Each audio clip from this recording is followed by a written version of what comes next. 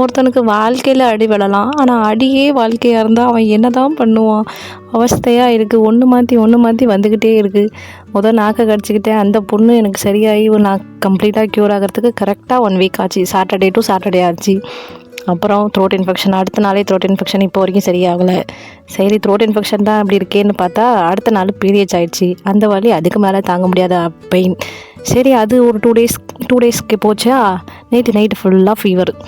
இதுக்கு மேலே முடியாதுடான்னு சாமி ஆளை விடுங்கடான்ட்டு இன்றைக்கி காலையில் எழுந்திரிச்சோடனே நானும் என் ஹஸ்பண்டும் வேலையாக ஹாஸ்பிட்டல் போய் அவருக்கும் ஒரு ஊசி எனக்கும் ஒரு ஊசி குத்திக்கிட்டு உட்காந்துருக்கோம். அவருக்கும் முடியல, எனக்கும் முடியல.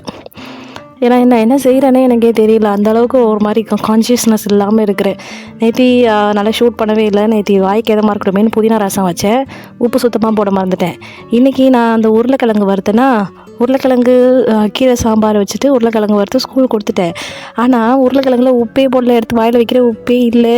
இதை நான் ஸ்கூலுக்கு வர கட்டி கொடுத்துருக்கேன். என் பிள்ளைங்க எடுத்துகிட்டு போயிருக்கு. வந்து என்ன சொல்ல போதுங்கன்னு தெரியல. ரொம்ப ஒரு மாதிரி கான்ஷியஸே இல்லாமல் இருக்குது. காலைல சாதம் வடிக்கிறேன்னு வடித்தேன். கஞ்சி எல்லாம் கையில் கொட்டி அது ஒரு மாதிரி புண்ணாயிடுச்சு. ஒரு மாதிரி மைண்டே டிஸ்டர்ப்டாக இருக்குது. நீங்கள் எல்லோரும் கொஞ்சம் சேஃபாக இருந்துக்கோங்க. ஏன்னா இப்போ வர ஃப்ளூ அந்த மாதிரி இருக்குது. குழந்தைங்கள ஜாக்கிரதையாக பார்த்துக்கோங்க.